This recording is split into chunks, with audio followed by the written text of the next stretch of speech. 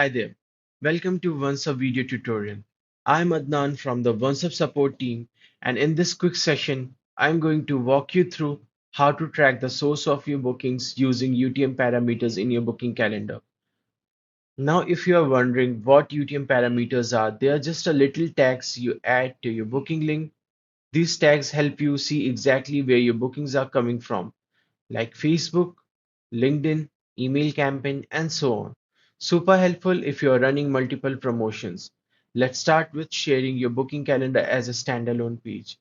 To do so, please log into your OneSub account and select booking calendars in the left side column, which will take you to the booking calendars lobby. Find the calendar that you would like to share and click the share button. In the pop-up, you will see an option that says UTM parameters. Go ahead and check that box. Now just enter your UTM values. For example,